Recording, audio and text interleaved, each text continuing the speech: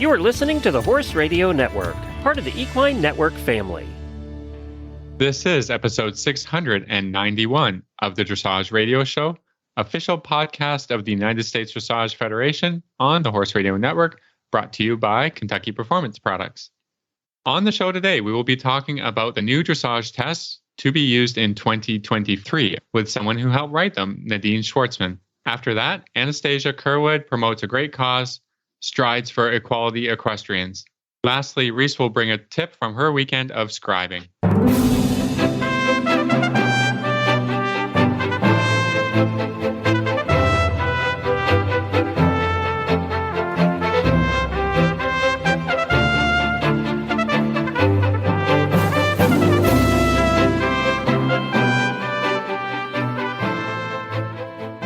This is Reese Stanfield from Georgetown, Kentucky. And this is Philip Parks from Rockwood, Ontario, and you're listening to the Dressage Radio Show. Hi, Phil. How are you this week? Well, I already introduced what you were up to this weekend. So, yeah. Well, it's this week, actually. So it is Thursday. It's kind of strange. So we have the Haggard Mid-South Teen Challenge event here, and it's a big event. They go from, I think, the 3-star all the way down to beginner novice. So it's an enormous competition. And I have riders that went in the 3-star today, that are in the 2-star and all levels. But our local Mid-South organization, our GMO, one of them here in the area, you have to do your volunteer hours. So I love to scribe because for me, you're volunteering, but you're also kind of getting continuing education and you're listening to the judges and you're seeing things. So I always take this Thursday, which is kind of a random day. And I do it every year. I've done it for the last 4 or 5 years. And it's great. So I actually have a trainer tip coming up later. But Phil, I actually thought of you because I was driving to the horse park today and it had snowed. I couldn't believe it. It instantly turned into Grumpy Reese. I was like, no wonder why you're Grumpy Phil, because it's October 20th. Snow is cold. That means you're probably going to be sitting in a booth somewhere cold. Yep. Well, thankfully I had the sun on me for the really cold part of the morning, but then it got cloudy actually. And the booth got caught, there was no more, but I was prepared. I had, that's the other thing. If you're going to volunteer or go to a horse show, take all the things you need. So I grabbed an extra horse blanket on my way. I ran to the barn this morning and grabbed another blanket. I had one in my bag, and water and a little snack. And, cause I was there for 5 hours or so. And they did give us lunch, which was very nice, but I wasn't sure what lunch was going to be. So I was prepared. I had my water. I was ready to go. And then, but I did grab an extra blanket and some of the hand warmers and toe warmers. I was very thankful for those items. But no, truly, we're kidding along, but really volunteering is awesome. But truly, that is how these horse shows work, because I can't imagine the number of volunteers they need to run this event. And obviously a Thursday night is hard to cover. So, or Thursday day. So I was happy to do it. I like doing it every year and I learn, and it's nice to sit with the event judges and kind of see, it's really no different, honestly, what they're looking for. But when you sit in that booth, it changes your perspective. So that was quite cool. So we're still kind of gung-ho here. October is quite busy with events. We had a dressage show last weekend that I had a couple students showing in, and then an event this weekend, and then an event next weekend. So there's still a lot of stuff going on here. We were talking about this last week. So are you still old school paper and pen? Yeah. This event was paper and pen. Mm-hmm. Yeah. And so I had all my pens. How is your handwriting? At one point when I couldn't feel my hand, it got a little, but it is interesting because in eventing, they have a test ride. So, which was good. Did you a little practice? Yeah, because there was 4 or 5 movements that came incredibly quickly. So, we got by the end of the 30 rides or however many we had, we kind of knew it. And my judge was like, okay, here we go. And it kind of rapid fire but that was good. And I think people are nervous to scribe. Truly, you'll be fine. It's not that usually the judges are really a flow good. of it. Yeah. And also you don't start at scribing at pre St. George or something. Get your feet wet in the lower ring or in the earlier rings and because I think in training level there's a lot of time. Yeah. Exactly. So you'll hear the reader read the test or read the movement. Then it'll take a minute for the rider to ride movement. Then you're going to hear the movement again, or whatever the next thing is. And so there's a lot of, and that's for people who want to, who support staff of people for the riders who will need a reader. Like how often or how many times over a weekend will he's like, can somebody read for me? And it's like, step one, you should have had that prepared. Step two, the person who is going to read for you at the show should probably, read for you before, at home, so they know how. But anyways, that's just no hating on readers, Phil. Well, I'm not hating on readers, but it's just a lack of preparedness by the rider. Like, will somebody read for me? It's like, okay, I'm going to be okay. I'm going to say I almost always have a reader because, and the reason why is typically I personally will have, that week coached 20 tests, right? So I always read through my tests. I always know where I'm going, but I like to, especially the lower level tests where, could be H or C and I can't remember. So I don't mind reading for people. My rule is you cannot ever be mad at your reader if you're not prepared. That is true because, if the reader makes a mistake or, you don't know your test, but I have found that sometimes having a reader, some people love it. Some people don't like it, but you're absolutely right. You should practice with your reader. Number one, we are very lucky in our team. Stanley, who is one of our biggest supporters and one of my biggest supporters, she is the best reader. So she practices and she reads for everyone. So everybody knows Stanley does it. It's her role and she does a great job at it. So we have kind of a designated reader who is a judge and scribes a lot. She's wonderful. But I'm okay with readers. I don't care if that helps people, with your anxiety or helps you not make a mistake. Fine. You have to know that number one, you can't be mad at your reader. And eventually you're going to have to get rid of your reader and get rid of your whip at a regional championship. So as long as you know those things, I'm softer than Phil, everyone. I'm not as grumpy. Well, you just can't be running around looking for a reader in the morning of the day you're going to ride. Like, I mean, okay. It's all about being prepared and having, because it is nerve inducing to the person who is going to read for you because they don't want it. They want you to be successful. Yes. So they don't want to be the reason that And I think you should have a paper copy for that person. Mm. Reading on the phone I hate reading on the phone. I'm old school. I like a paper, but like the phones. Our national federation produces a book, an omnibus. We do too. Yeah. Okay. Yeah. We have a book too. So, if you are going to get a reader, give them a book, make sure or printed give them a paper copy. Yeah, exactly. Or all those things. Yeah, not off a phone or an iPad or something. No. I just don't like to do it because I like to watch the test so I can give constructive feedback to the riders. But if I'm reading, then I can't do that. Can't watch. That's why I tell them. I'm like, I can't do everything. Can't do everything. I told you that earlier today. I can't do everything. Phil grumped to me, everybody. Phil grumped to me right before we got on. I wish we had a tip of it. He really grumped to me and I was like, oh, okay. That's where we are now. But it was fine. I was asking for something and he was doing something else. So it was funny, but I can see why. No, I agree with you. You need to have it organized and, you need to, I get your point, but I don't mind it. And I think sometimes it helps anxiety, especially early in the season and kind of going into what we're going to be doing in the next few weeks as we're going over the new tests. So today, Nadine Schwartsman is going to go over, she was on the test writing committee. She was one of two trainers on that committee. And she's really cool to listen to.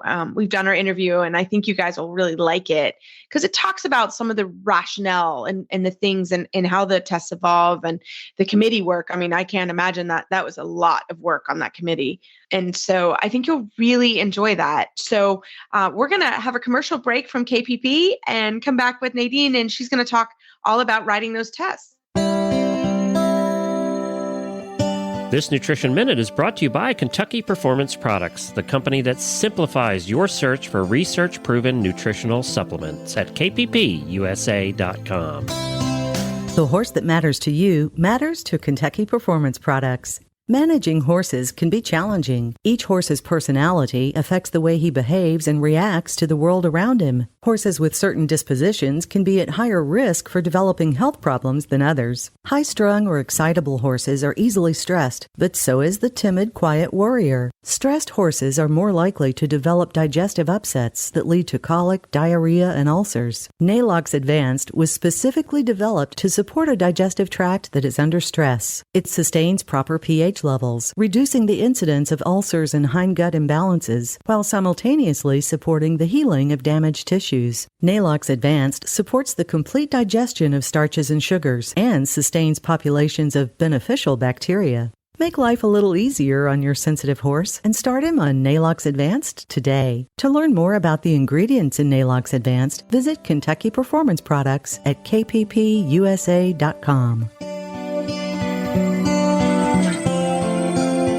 Well, tonight we are so excited to have Nadine Schwartsman from Eagle, Idaho. She's a bronze, silver, and gold medalist. Welcome to the show. Hi, thanks for having me. Oh, we're thrilled. So, Nadine, you were, I think this is a good thing. You made it through, but you were on the USDF test writing committee for the new tests that are coming out, and it's the hot topic for us. And we wanted to chat with you a little bit about that. But to start the conversation, can you tell us a little bit about yourself? Absolutely. I'm a Grand Prix international dressage rider. I'm originally from Germany and immigrated to the United States in 2008. And I now have my own training and competition stables in Eagle, Idaho, just outside of Boise. Fantastic. And so, Nadine, tell us, this was, I'm sure, a lot of work. Some of us, well, all of us on this call have done a lot of committee work, and some of them are more work than others, but I can imagine this was quite a lot of work. So can you tell us a little bit about the process to start with? Yes, it was a lot of work, but it was very gratifying. And it was probably my favorite committee work that I have ever done, because I felt like we were really making a difference and my input was important and appreciated. And I could really make things better for our horses and riders. So that I really loved about the work. About 4 years ago, Gary Rockwell approached me to be one of the 2 trainers on the test writing committee. There's mostly S judges, international judges on the committee, but they always like having some trainers. The other trainer with me is Chris Hickey. And so we get to give our input on our opinions on what would be better, what would ride better, what would be better for our students. And Gary knows that I have students at every level from training level through Grand Prix, and that I also still ride every year, every level from training level through Grand Prix. So he thought that would be a really good job for me. And I'm glad he asked me, because it's been a lot of fun. Yeah, I think it's super important to get input from all the stakeholders who are going to be involved in riding, training, teaching the new tests. So USDF renews their test every 4 years. Why do you think that is? Why do we need new tests? Sort of, it feels like all the time, or, when we were stuck in the pandemic, we weren't riding and a lot of people weren't showing. What's the idea behind renewing the tests? I think it does force us to review the tests and make them better, because sometimes something seems great on paper and you think you did a great job writing the test. And then once you see it written more and the judges get to judge it more, then it doesn't seem like as good an idea anymore. I know the old first level test 3, the one leg yield was away from the judges. Us riders probably like that quite a bit, because there was a lot of room to hide. And I personally can say I've gotten very good scores on that and could kind of, cheat a little bit in the front. But the judges didn't like that. And after 4 years, they had a very strong opinion on that and said, hey, riders, we really can't see very well from behind. So could we change that? And I think if you do that every 4 years and keep tweaking the tests and keep making them better for everybody, for the horses, for the riders, for the judges, then you end up with really the best test possible. Yeah, and I agree, because I think like the first level test 1, that also got changed. I happened to be looking at it with a student last night about that, and that first level test was very hard, and it probably didn't look like on paper, but you had to do a trot canter lengthening within the span of the short side, basically, and it was really difficult. It's the first time you were ever going to ride a lengthening in the canter. And so that was changed as well. I'm sure there were some complaints on that one. Yeah, I agree with you. I think the jump from training level test 3 to first level test 1 was steep. And I think it made it very difficult for a lot of greener riders and also greener horses to make that successfully. So in the committee, we actually all agreed on that, and we removed the lengthened stride and canter, which I believe is the first that's been done. So it was a bold move, but I think it will make things easier, and it will be a nice bridge test to prepare horses and riders for the first level test 2 and 3, which then, of course, have a canter lengthening. But it gives you an opportunity to dabble a little bit, to try out your 15-meter canter circle, see if you can balance that. You can have the smaller half 10-meter circle in the trot returning to the track, and also the trot lengthening. So there's still plenty of new things to experience, but not everything all at once. Yeah. So I'm really and quickly. I think that was great. I was so thankful. It was like the first one I read, because that's been a widely difficult problem for sure for a lot of riders. What were some other changes that were made through the levels? So the third level wasn't really changed much at all. So that one we really liked. We thought it was quite successful. I personally am not the biggest fan of the shoulder into the renvers in third level test 2. But I did agree with my colleagues that the renvers is a really great schooling tool and that it should remain in there. But I do feel like, unfortunately, that test is underutilized because of the renvers, because we don't see it ridden very often. So that level really didn't get changed a whole lot this time. The biggest change and the probably most exciting change is fourth level test 3, in my opinion, because here we took out the half counter canter circles, the half 10-meter circles in counter canter, which I think kept a lot of people from riding fourth level. And fourth level has gotten a bit of a bad rep over the years, where people say, oh, I'm going to skip fourth level and I'm going to ride Prix St. George. And then we ended up with riders and horses that were overphased at Prix St. George, because you do need a bridge level we have to go from third level to Prix St. George. And fourth level was supposed to provide that. But the old fourth level test 3 was so difficult that it was often deemed more difficult than the Prix St. George in some ways. So I don't know if you've read that test yet, but I think it flows beautifully. The shoulder in is now on the rail instead of the center line and flows into a half pass. And then, like I said, the biggest change is those dreaded half 10-meter circles in canter and counter canter. I like those. We had those in my young rider test 20 years ago. So maybe it was drilled into my head then that we had to ride those, but everyone hated it. You remember it used to be in the young riders. Yeah. And they're still in the developing Prix St. George. So they're still in there. But I think it sometimes depends. So you have to cater a little bit, and we don't see huge numbers in fourth level. And I think that's still that notion that, oh, I'm just going to skip it. And I think the way it's written now, it is very inviting. There's now a canter half pass to the center line into a half 10-meter circle onto a diagonal where you then do your half working pirouette. Almost looks like a freestyle. It's quite beautiful. I just had one of my clients ride it this morning, because we have a symposium with all the new tests at my facility in a few weeks with Joan Darnell. So we're starting to put all the new tests together and take a look at them. And so I got to see it this morning, and it flows. It's really nice. So I think we're going to see a lot of people actually using that test. Yeah, I think a lot of people are a little bit like me, whereas I'm not ready to start working on the new test, because we still had some shows, to ride the old tests on. So I was like, oh, I'm not going to, introduce this to the horses. But I think the point about the test is that you're not limited. Don't limit yourself to just doing the test patterns. You've got to be able to ride a little bit above your level. And so even though the tests don't include the 10-meter circle, counter canter, and figure eights and all that stuff, I mean, this stuff is all good to be able to ride, and it's great for developing the horse's strength and straightness and all these things. But I think fourth level has consistently been the series of tests that where whoever was writing them got like super creative, and now I have to do this and do, to make it different than the Pre St. George, and then it didn't always feel super progressive into developing towards the FEI level. Yeah, I absolutely agree.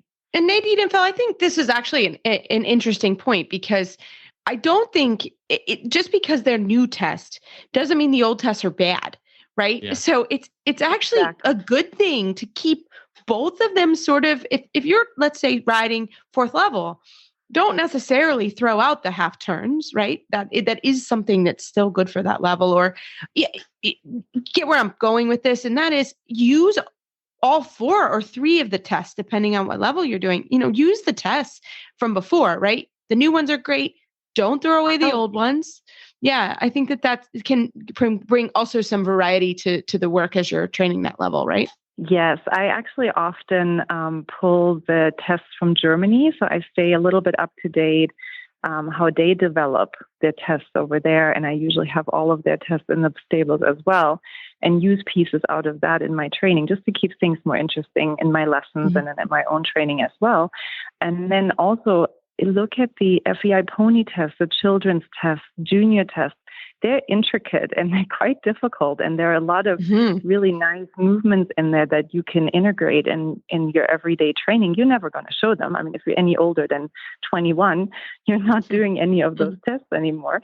But they're still fun to play with. And we use those patterns all the time. And I think if you're gonna be doing a freestyle and you want some ideas for your freestyle, look at all those things, old tests, the different young riders, junior tests to give you ideas.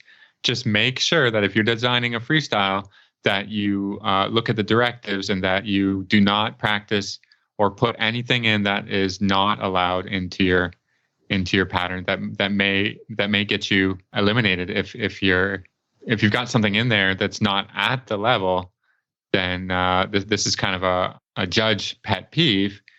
It is, yeah. Mm-hmm. Yeah, like halt to canter, or this is not allowed.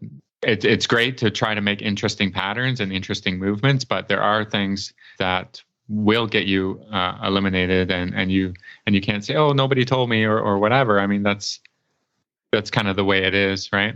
Absolutely. No, I think you guys have a very good point in keeping all these tests in mind. You can definitely use them for freestyle development. For example, in training level test 3, we went back to a version more similar to the 2015 version of the test, replacing the 3-loop serpentine now again with a shallow loop at the trot. I personally really like that shallow loop in the trot. Especially, I ride a lot of big moving young horses, and I always felt like I can present them nicely on that shallow loop as long as I show a clear change of bend in the movement. But that doesn't mean that I don't ride 3-loop serpentines anymore or 4-loop serpentines. I'm with you, Nadine. I tell you, I'm not going to get as many walk steps walking out that 3-loop serpentine with all my students. So that's a little bit of a problem for me. But I think going back to the 1-loop, we're all going to appreciate. So I think that's a good point. But Nadine, thank you so much for all your time. This was a lot of time and effort from everyone that was on that committee. We thank you guys very, very much. And if our listeners have any questions or want to find you online, how do they do that? They can find me on our website, and that's www.leboisdressage.com. Or you can find me very easily on Facebook. I'm very active there, just under my name, Nadine Schwartsman, or you can find me on Instagram as well. Awesome. Well, thank you so much, Nadine. Thank you for having me. What a beautiful day for horses in the morning. Well, everybody had a favorite morning drive show in the days we all listened to radio. They were goofy, funny, and entertaining. You can have that again, only this time it focuses on life with horses. We are here every weekday on your podcast player. Search for Horses in the Morning and come join us. We are a little goofy, hopefully funny and entertaining, and you might learn something along the way, too. We are the world's leading daily podcast about horses since 2010, with over 2,600 episodes for you to binge on. Subscribe today. What are you waiting for? Pull your phone out of your pocket, blow off the hay, and subscribe to Horses in the Morning.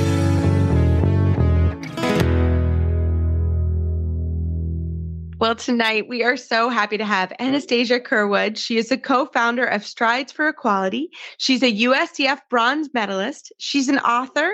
She is the chair of the Commonwealth Institute of Black Studies at the University of Kentucky. Welcome to the show. Thank you, Reese. I'm happy to be here. We've got to say, you board Karen Isbergs, and Karen's a huge supporter and friend of ours on the program. So you girls were just riding together. So we love that as well. Yep, I know. We're in the barn like we are most nights. Every night we're sweeping and primping and feeding and all that. I love it. I love it. Well, we're so happy to have you on, and I'm was thrilled. We are on a bunch of committees together. We see each other at a lot of different events.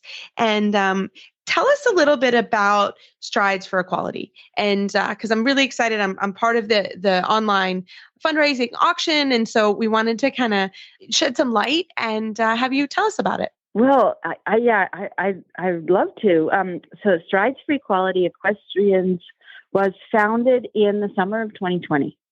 So 2 years ago, and this month we are celebrating our second birthday. And so we're calling October C month because our acronym is C, Strides for Equality Equestrians. And what it was founded as is an organization that raises the profile of equestrians from diverse backgrounds and also helps people express support and what we call allyship for equestrians from diverse backgrounds. So if you think back to the summer of 2020, many people were dealing with the killings of George Floyd and Breonna Taylor, and many people were saying, well, what can we do? And what wound up happening is that I was interviewed by U.S. Eventing magazine because I was an eventer in my previous life. Mm-hmm. And they knew that I am an equestrian of color. I am African American, and they knew that I also have some experience with Black history. So they contacted me. They said, "Okay, you've got to talk about what it's like to be Black and be an equestrian." And I said, "Well, I'll tell you what I think, but I also think that you should talk to a wide variety of people." Including equestrians who identify as white, so that they can talk about how they might want to welcome people into the sport. Well, it actually wound up being difficult to find someone who would speak on the record, but I did point the magazine to my dear friend who became the co-founder of C, Heather Gillette, and she was really eager to show her wanting to be an ally. And when all this process was over, she said to me, we really need to create something that helps people express some solidarity. And so Strides for Equality Equestrians was born. Oh, that's a cool story. And just kind of bringing it together for people who want to support equestrians of diverse backgrounds. So you're currently doing a fundraiser. This is online, I'm sure. Of course. Can you direct people to that and why you're raising money? Where will the funds go to? Sure. Yeah.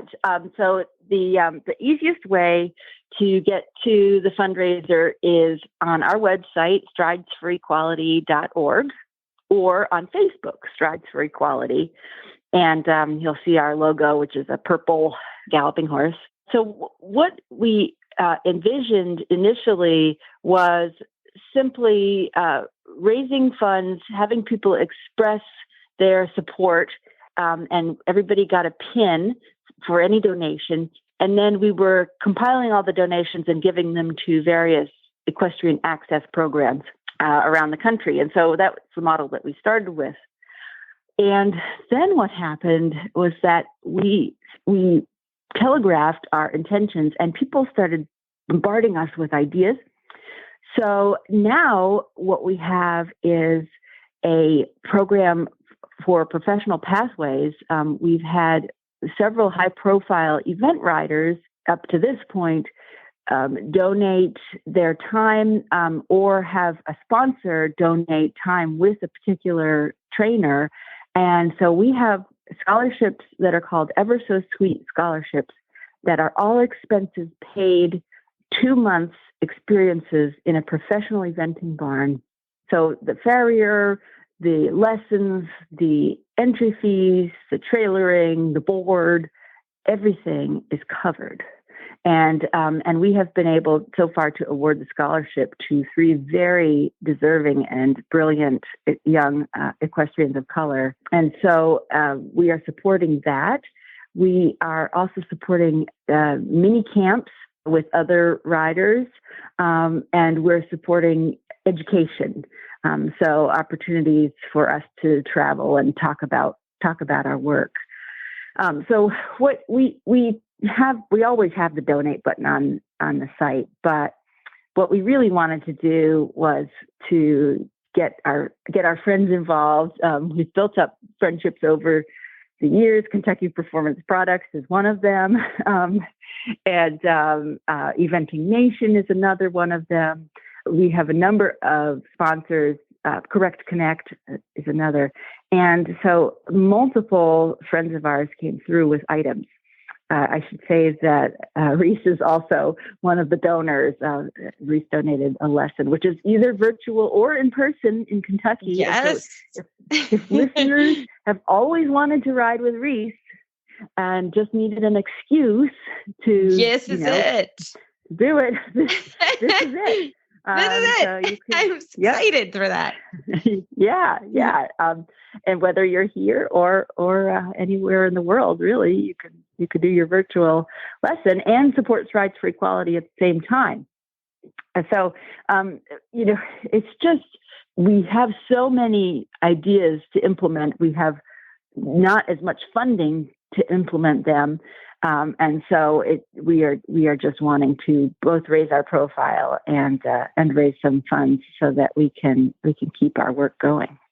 I love it. I was thrilled to participate. And like I said, that's why we wanted you to come on, because we want people to go to the website. So how can people find the website, find the auction?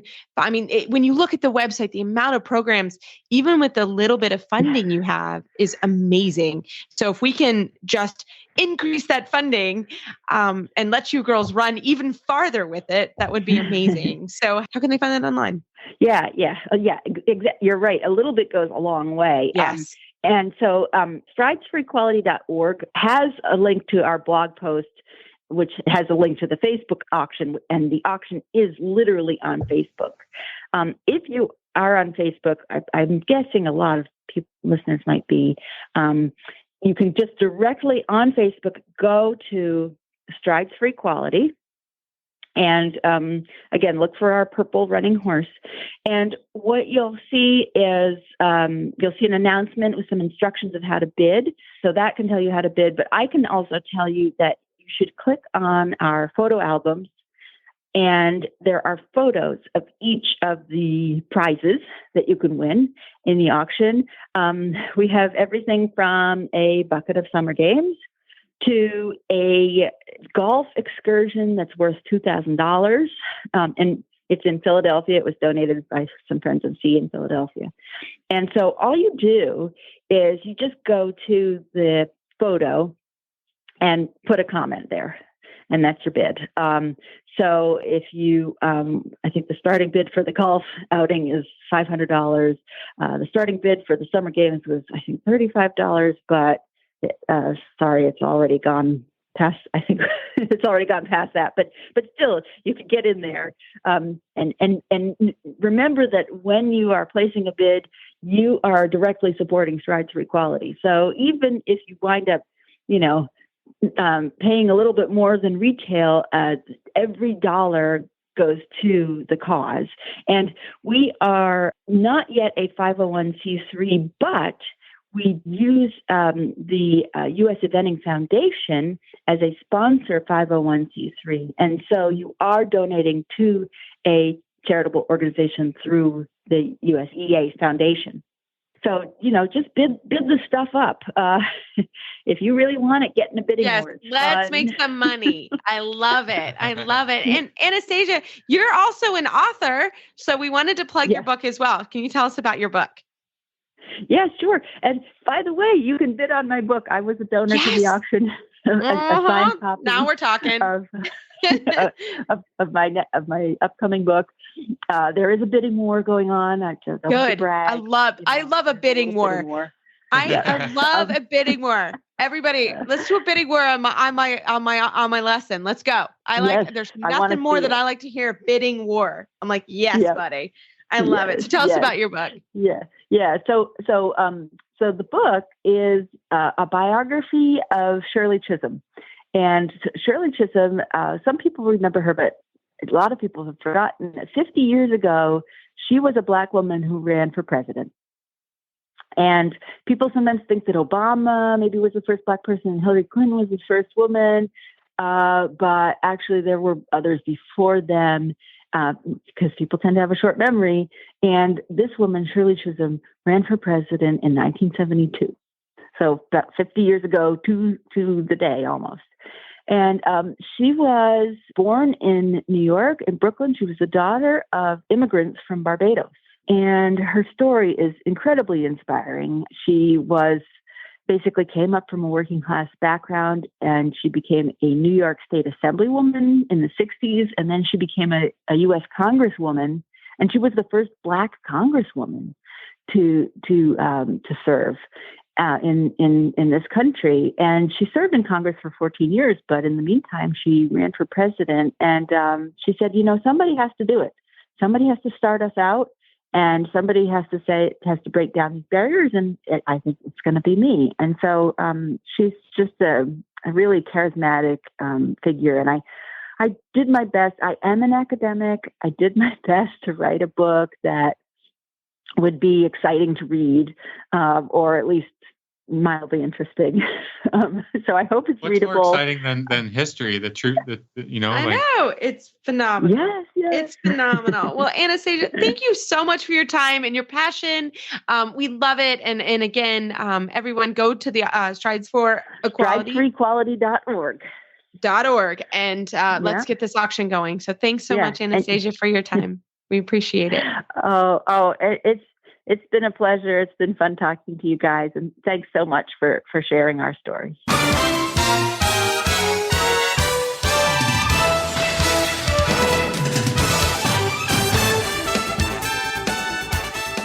So, Phil, I thought I would take the reins today on the trainer tip. Because of my scribing this morning, I actually was making notes as we were doing the test, not mental notes. And then I wrote it down because I thought it was really interesting. So I scribed for the 3-star test for eventing. So that's kind of between second and third level. There was shoulder in, there was half pass, there was no flying changes, but there was a serpentine of 3 loops with simple changes.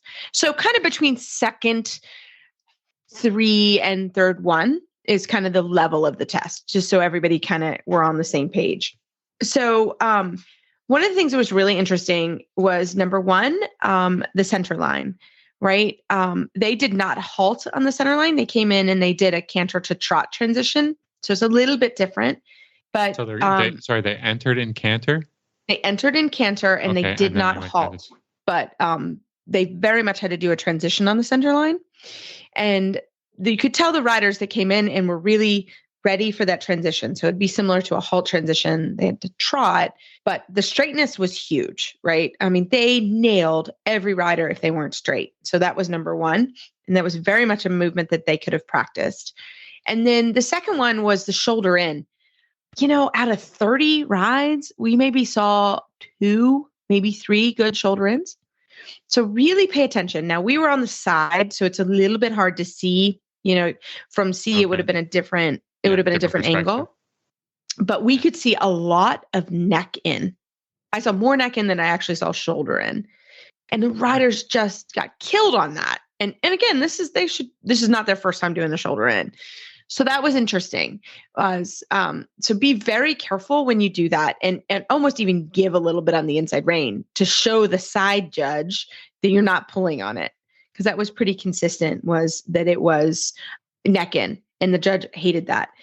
And then the half passes also, they just didn't have enough bend overall through the body. So they had to ride a shoulder into a half pass to an opposite 10-meter circle. So a lot of bending questions. Yeah. And I will tell you, the riders that did the 10-meter circles, I don't know if they just skipped over them in their mind and like, oh, it's just a circle. Everybody got lower scores on the circle than they did on the shoulder and in the half pass. Not everyone, but majority, which I thought was fascinating, because I think that's just a good reminder of every point. A circle is worth the same as a shoulder in. So don't forget the basic things that you're doing. You think, oh, a shoulder in, I think they probably took their eye off the prize, right? The other thing is just the size of the circle. The geometry and bend of the 10-meter circle was a huge issue for the group. And there were 4 Olympians in this group, right? So it was a very high quality class of eventers, but so that was really interesting. The next one was be bold in your lengthenings, and they had mediums, but be bold. A lot of them were just really conservative, and I don't know if they were worried about the horses breaking, but majority, you couldn't see a clear difference, which also affected the transitions. So they lost scores in 2 different places, which I thought was interesting. There were 2 halts in this test. And again, I wrote almost square most of the time on all those halts. So they had a halt, which was a separate score, because if you messed up your halt, that also messed up your rein back, but that was 2 separate scores. So, make sure you're paying attention to this when you're looking at your tests, that where the boxes are, if that makes sense. Does that make sense, Phil? Like, yeah. The halt was its own box. Yeah, you're going to get your own score. Yeah. Yes. There's a lot of it's a lot of things that kind of run into each other, but are also super related. Like you said with the medium trot. I mean, you get 1 score for the medium trot, and then 2 one scores, score for one for the before and one for the transition. In this test, it was grouped. So so your before and your transitions were together. But it was 2 scores. So if you made a mistake, oh my gosh, it became very, very expensive. So that was something to really pay attention to. They had a lot of walk, actually. They had almost a diagonal and a half of walk, and just practice your walk. I know that sounds so silly, but a lot of the horses just weren't moving. They were so tight over their top line and tight in their back. It was also very cold. I will give everybody that. But they lost a lot of points in the walk by just not allowing the horses to move forward. And then on the serpentine with the canter walks, if it says canter walk, no trot steps, but you also don't want to ride a halt. Yeah. So it became expensive, because the serpentine had 3 scores. It had 2, 1 each transition and an overall serpentine score. So that serpentine became quite expensive. So that's important to think about. So that came into also. Then they had to ride, it was actually quite difficult. They had to ride a 3/4 diagonal and extended canter or medium canter, and then a very short counter canter piece, less than 12 meters, and had to trot in the corner. And that one was hard. Like, I could see why the judges like, why aren't the riders riding more forward? And I was like, because they're worried about a flying change, number one, and they're worried that they're not going to be able to get the horses back in the corner. So that was an interesting movement. That's a tricky test. Yeah. Mm-hmm, it was tricky. And again, these are pretty fit event horses, and it was 27 degrees this morning. So it was a tricky test, but that one you could see. And I kind of was, the judge and I were chatting, and I was like, I can kind of see, I don't know how you clean that up without making a major mistake. So that was the big thing. And also just remember your turnout. Some eventers don't care, but when the team riders came in, I mean, you could see why they were team riders, right? Beautifully tailored coats, which is actually not expensive to get your coat tailored. We have a cute tailor. She does online. I had to have mine fit. Yeah. It was about $100. Yeah. $100. And truly, you don't have to have an expensive. Or taken out. Yeah. Right. Yeah. So, but, so that's worth doing. Yeah. For sure. 100%. And those team riders, I mean, obviously they're fit by fitters, because the team wants the coats to look beautiful, and they looked great, and their turnout was beautiful. Their hair was in a hairnet, etc. And you don't think about that until you see it. Boots polished, all of those things actually matter, because you can really see it. And the other thing is, and we've had a judge that came on the show as well that said this, but it is nice to say good morning or good afternoon, to the judge. Yeah, It'd be pleasant. Have a shitty morning. It doesn't matter. Yeah. Judge. Yeah. I mean, it is actually kind of is nice, especially, and also the scribe who's sitting there, who's not being paid to sit there. They're volunteering to be there. It's nice to say good morning. So that was another thing. But it was a great experience. I'm always thrilled that I can do it, and I enjoy it. And I learn a lot, and it just reminds me of things that I want to tell my students and tell you guys. So I hope that helped. I hope that was a good tip. But it definitely makes you look at your test differently. You're not looking at your test, and for me, I'm a trainer. I don't love wearing my judge's hat. Right? It's not my favorite hat. But when you're horse showing, it has to become your favorite hat. It has to, and we're kind of still getting ready for finals. It's in our minds, and thinking about that specifically is important. So yeah, I hope that helps. All right, fantastic, great job going out there in the cold. Thanks. Easy. Yeah, it was good. It was fun. So I'm glad to do that. And but we actually got a great. I think this came from the Facebook page. You're going to take this one. Oh, yeah. So somebody had sent us a message about good, we have the book club, but good books for people who are kind of new to dressage or want to know more about dressage. What's our recommendations on this one? That's a great question.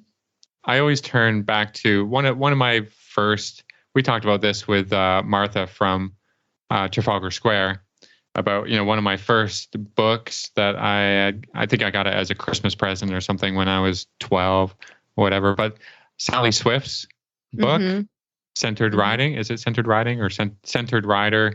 Anyway, that was just a fantastic book. Yeah, I mean, everybody really enjoys that, and it's inspiring. I think another good one would be Jane Savoy's Dressage 101. You're just trying to get not too deep in the weeds with dressage training. You just need some overview or some explanation of the terms that you're going to hear, whether it's on, our show or, we always try to explain things in simple language, but there's a lot to it, right? There's a lot to dressage, and you want to know about, what are they talking about, with throughness or whatever it is. So yeah, there's a few of those books that are sort of written for the lay person. Well, yeah, I mean, you gotta kind of know what's going on, but for more the lay person and how to understand the sport a little bit from a less technical. I mean, there's lots of real technical kind of nitty gritty books, but try not to recommend those too much, because those kind of books only are written towards dressage geeks, and like you and I, but not everybody who's going to sit down and read 400 novella on what's the best way to PF. Like that's interesting, but not for everybody. Was there any books that you could? Well, I like Dressage and Harmony by Walter Zettel. We did cover that in the book club. I can't remember when. That is my favorite. That's a little bit more advanced, but I think it's very good at describing the scale of training, and it's one of my favorites that I like to give to people. So, but if you go ahead and go onto horseandriderbooks.com, there are lots of dressage books. You can click on the section that says USDF recommended reading. There's a bunch of stuff in there, and it's all. I think it's all great. It's just what speaks to you, right? And so that you can click on the book. View the little excerpt from the back page usually, and if it piques your interest, I say, go ahead and go for it. I mean, you're not going to really regret getting more. More knowledge is never bad. So yeah, I love it. And books like this, like you can start reading them and say, oh, this really isn't for me, and you never know. 2 years later, you come back to it, and then it starts to speak to you because you've advanced in your writing or in your knowledge, and whatever. I have a lot of books here at home, and my wife also likes to read. She goes through them like crazy. She's always got 2 or 3 on the go. So this is a very book friendly house, but I think it's fantastic to gain different perspectives and knowledge from a book, and lots of them have really great pictures now and all this stuff. So highly recommend horseandriderbooks.com. Absolutely. I love it. And we do have a new book coming soon. We're not ready to announce it quite yet, but it is coming your way. Don't you worry. We haven't gotten everybody. So Phil's working on that quite hard right now. So we will let you know as soon as we know. But as always, you can find our show notes and links to today's guest on our website, dressageradio.com. Like us on Facebook, just search Dressage Radio Show. Follow us on Twitter at Horse Radio. My website is maplecrestfarmky.com, and my email is reese@horseradionetwork.com. The best way to find me is probably through Facebook, or my email is philip@horseradionetwork.com. I'd like to thank our sponsors, Kentucky Performance Products, for allowing us to put on a good show this week. And if you'd like to support our show and the Horse Radio Network, you can do that through the Auditor program found at horseradionetwork.com. Everybody, keep your heels down and your shoulders back, and we will talk to you next week.